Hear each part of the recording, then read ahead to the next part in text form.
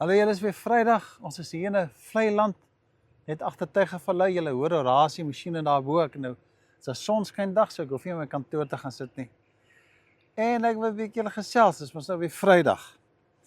So daar's iets op my hart in terme van die hele tema waarin ons sê hoe dat ons met ander mense kan gesels oor die Here Jesus Christus. En hoe is dit makliker vir hom maak om vir die Here lief te hê. So ignoreer nou maar die gerase agter, dis pragtige voëlgeluide hier.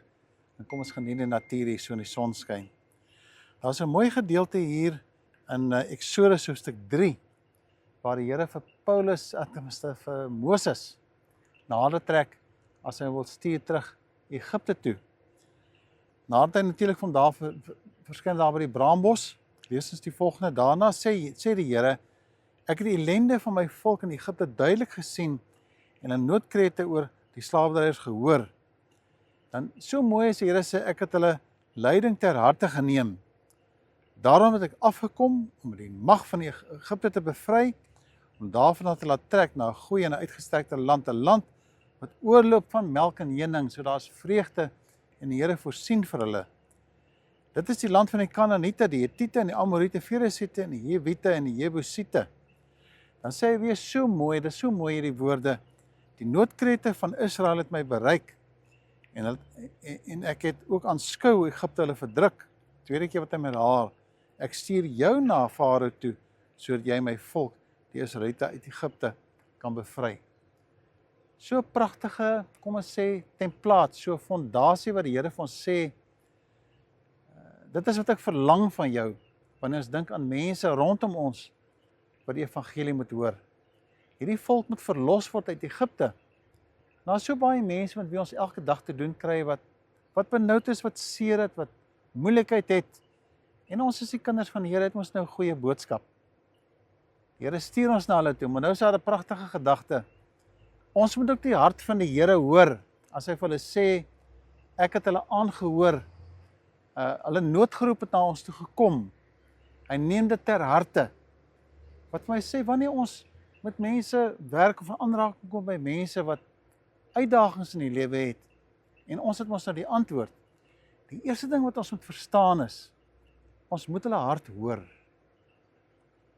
Ons moet luister na wat hulle sê, ons moet altyd met al die antwoorde kom nie.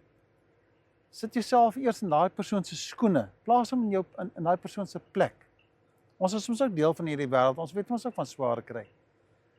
En dan luister ons baie mooi wat hulle vir ons sê. Ons luister na die kinders, spandeer tyd met kinders. En dan sê ons, Here, kom help ons nou dat ons ook die noodroep hoor. En dan stuur die Here ons mos met die antwoorde. Is dit nie wonderlik dat die Here vir ons gebruik om die wonderlike boodskap uit te dra? Nie noodwendig van die evangelie nie, maar van hoop. Mense wil hoor van hoop deesdae. Daar's so baie negatiewe nuus vandag. Hulle wil hoop van hoop en vertroue en dit sien in ons lewens hoe opgewonde ons oor die Here is. As jy opgewonde oor die Here is, sal dit aansteeklik wees. Wanneer mense Jesus in jou gesig gaan sien, gaan hulle luister. Wanneer jou aanraking hulle bemoedig, en wanneer ons kyk met fokus na hulle, sal ons gesigte sien, ons stel regtig belang. Nou, die klomp jare wat ek nou predikant is, het ek nooit gesien dat mense luister en gee nie om as hulle agterkom, ek stel belang nie. En ek fokus op hulle. Hoor wat hulle sê, dis mooi woorde wat hier gesê word, mens sê. Die weerklag het tot die Here se hart gekom, hy het geluister na hulle, en so stuur hy vir ons. Dit lyk vir my, As ons die benadering van die Here Jesus volg, veral in die Nuwe Testament ook met passie en empatie, dan is daar 'n oop deur vir ons om vir hulle te vertel van die Here Jesus Christus. Ag, ek hoop so die Here help vir ons mense rondom ons raak sien. In hierdie verskriklike vinnige tyd met selfone, rekenaars en tyd, dat ons sal leer om mense rondom ons raak te sien. Begin by jou huismense, jou man of jou vrou of jou kinders. Spandeer tyd, neem tyd af. En kom ons luister wat die Here vir ons sê wanneer ons mense moet bedien. Kom ons bid net saam. Here, dankie dat U ons die voorreg gee om gestuurdes te kan wees. Manne en vroue en jong mense wat kan leer om te luister na ander se ellende, maar dat ons met die liefde wat U in ons harte kom plaas het, empatie met die mense rondom ons sal hê. Dat ons sal leer om te luister, dat ons sal hoor, en Here, dat ons mooi sal luister na U wanneer ons praat, sodat ons die voorreg het om te weet, Here, hoe ons gebruik om vir mense in hierdie wêreld 'n hulp te kan wees. Kom lê nou mense op ons harte.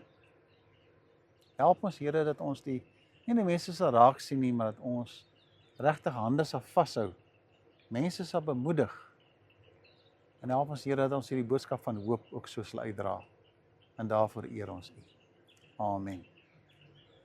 Ek weet nie wie die Here oor jou pad gaan stuur in hierdie tyd wat nou voorlê nie. Dalk sê iemand reeds in jou gedagtes wat dalk jou hulp nodig het. Kom ons reik uit na mense en wys vir hulle die Here het ons lief en dat die Here vir hulle ook baie lief het. So ons gaan nog so klein, so een of twee gedeeltes hanteer rondom hoe reik ons uit na mense wat nou nog kom. En kom ons vra die Here vir ons wysheid gee. Ons wees maar net lief vir die Here, ons weet ons hy is lief vir ons. Totsiens, ons volgende week weer mekaar sien.